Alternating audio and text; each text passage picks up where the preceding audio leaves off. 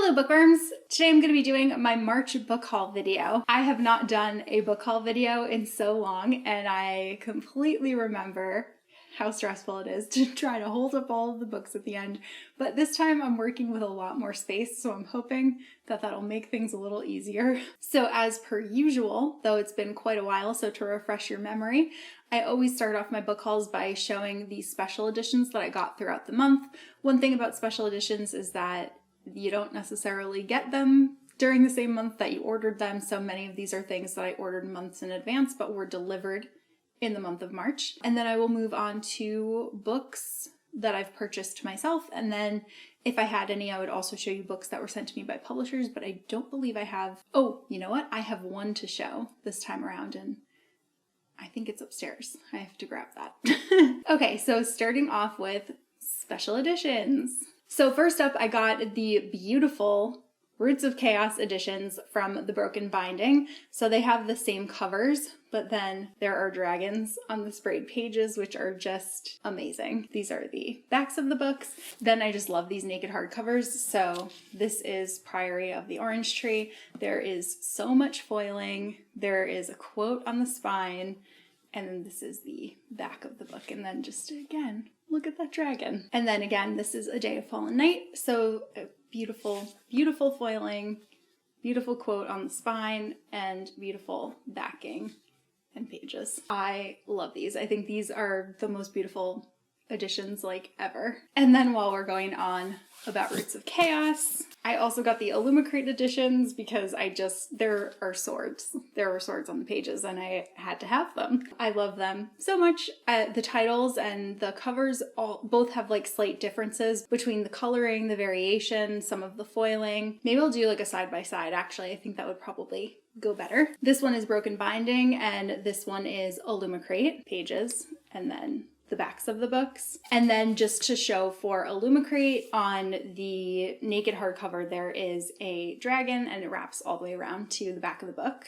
And then for A Day of Fallen Night we have the Broken Binding and we have Illumicrate. So again, slight differences. There's foiling on the Illumicrate cover, and then these are the spines, which are relatively similar, the sprayed pages, and then the backings. And then again on Illumicrate we have another dragon underneath the dust jacket. And then good news for anyone who missed out on either the Broken Binding or Illumicrate's Roots of Chaos sets. Both companies are going to be reprinting their special editions. I don't believe either of them are going to be signed anymore, but it does give you the opportunity to grab these beautiful, beautiful books if you missed the opportunity the first time around. Then continuing on with more books from the Broken Binding, I got The Ember Blade by Chris Wooding. Again, just really beautiful. This is supposed to be like an epic high fantasy for fans who like Lord of the Rings, and that is me. So I'm very, very much looking forward to reading this series. Again, has really beautiful sprayed pages. And then I really liked underneath the dust jacket, we've got a sword. And that was sold as a set along with the second book in the series, which is The Shadow Casket. So again, pretty sprayed pages.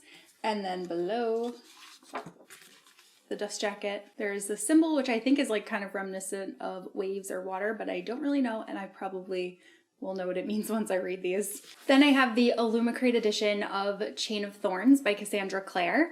This matches the other editions that they did. It's a really pretty pink color, or rather purple, and then it has pink pages, and then that is the backing. Kind of embarrassed to say that I haven't gotten around to reading this book just yet, but I really need to make it a priority to do so because I felt like this was one of my most anticipated books of the year, and I don't know, I've just been distracted by other things. I think I'm expecting this to be painful, which is probably why I haven't picked it up yet. Apologies while I do sticker surgery on this next one. Next I have the Waterstones edition of Clytemnestra. This is by Costanza Casati, and this is another Greek myth retelling, obviously following Clytemnestra. This is so beautiful. It's a metallic cover, and then the pages are also super gorgeous. There was a Waterstones exclusive sticker on the front that I just removed.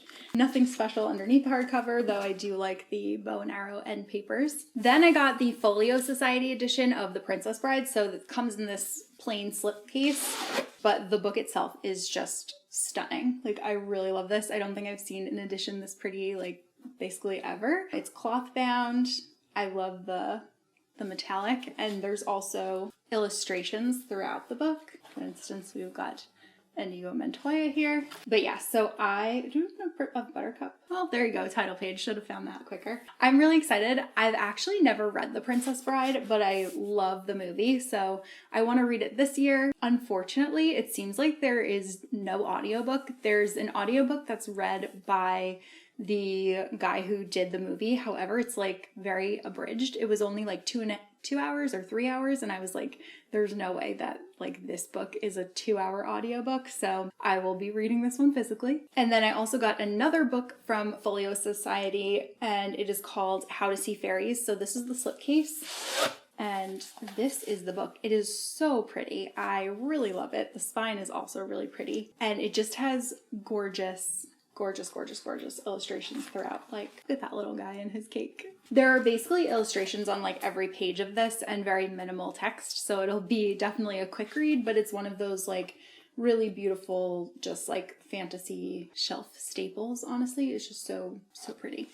Then I also got the Fairy Loot editions of Legendborn and Bloodmarked by Tracy Deonn. I have not yet read the series, but I'm very much looking forward to doing so. As I keep saying, I've been really enjoying reading series where you can binge read the books, so that's kind of what I was holding out for on these. These have, again, really just absolutely beautiful sprayed pages, and below the dust jacket is also quite stunning. This one is Legendborn, and these are in Arthurian inspired fantasy, kind of urban fantasy series. And then we've got Bloodmarked, and I really like the combination of the blue and red, it's almost like a tie-dye kind of situation. I just think they're really pretty. Then I got The Adventures of Amina Al-Sarafi by S.A. Chakraborty, or Shannon Chakraborty now. She's the same author who did the Daevabad trilogy, but she was writing under S.A. Chakraborty at that point. I am so excited for this one because this is a seafaring adventure, which I absolutely love. So this is the Barnes & Noble exclusive edition. However, I'm a little bit disappointed with the design of this one because Fairy Loot did this book for their February book, but I personally don't love the UK cover, so I decided to skip that one and get a US version. This is actually the same cover artist who did Priory of the Orange Tree, which I showed you earlier, and it's pretty evident, like the artwork is pretty like in the same vein, and I think it's gorgeous. But the spine is this dark color. It's not folded that well, honestly. Like it's I feel like this should be like over more, so I might try to refold that myself. There is a little boat here, and there's like a slight stain on mine, which is frustrating. It's the Barnes & Noble edition. However, I don't think it's like that special compared to the regular edition, and kind of wish I would have just opted for one of those. Then, as I've been mentioning, I am obsessed with Robin Hobb, so I got a couple more of her books this month. I got the UK edition of Fool's Assassin. It's so gorgeous. I just think her UK editions are like the best. Book 2, which is Fool's Quest. I really love the foiling on these. I think they make them just like so special. The final one, Assassin's Fate, which I have heard is going to destroy me, and I'm ready for it. And then there we go, spine and back. And thank you to everybody who answered my question in one of my last videos where I was asking whether I should read Live Ship Traders or if I'm able to move into Tawny Man, and everyone like overwhelmingly said that I have to read Live Ship Traders first, and honestly that works for me because again, love a good seafaring adventure and love Robin Hobb, so yeah, just means that there's more to look forward to. Then I got Bride of the Sea by Emma Hamm, which is the third book in the Otherworld series. This is a romance fantasy series. The first book is Heart of the Fae, and the second one is Veins of Magic, I think. And they're all like based on different fairy tale retellings. So I think the first one is like Beauty and the Beast. I can't remember what the second one is. And then this one is obviously Little Mermaid. I also got The Mothkeeper by Kay O'Neill. This is a new graphic novel, and it's done by the same author that did the Tea Dragon Society books. It sounds super cute. I'm really excited to read it, and I believe it's a standalone, so it's just this kind of one and done story. You can see like the artwork is really beautiful. Also looks like it's pretty minimal on words, so I think that this is one that I will read really quickly. Then I got a whole bunch of volumes of Full Metal Alchemist, and Barnes & Noble was running a manga sale where you could buy one, get one 50% off.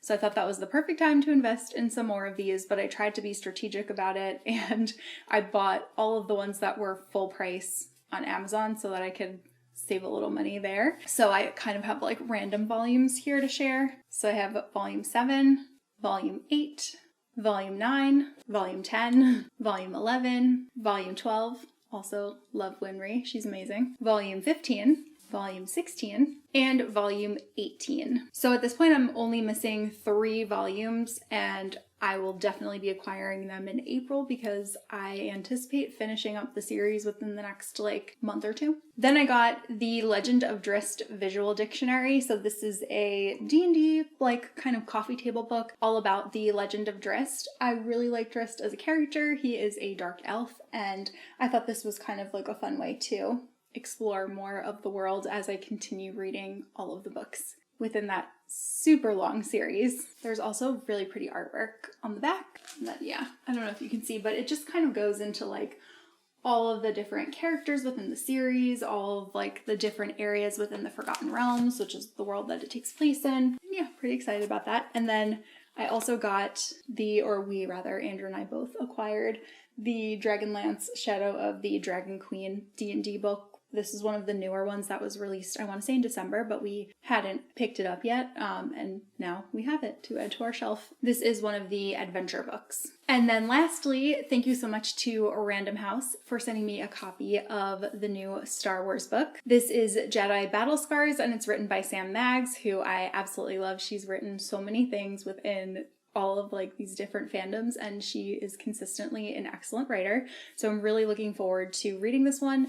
Andrew and I, now that we have like, we're kind of like settled and we have our TV, and he did some kind of hookup thing where we can stream from the computer onto the TV. We're going to play Jedi Fallen Order, and then I'm going to read this one. So that's it. Those are all of the books that I acquired in March, which is a lot, a lot more than I anticipated buying or having come in this month, but really love everything. And my shelf now is already like slightly different than when I did my bookshelf tour, so that I have room for these new purchases.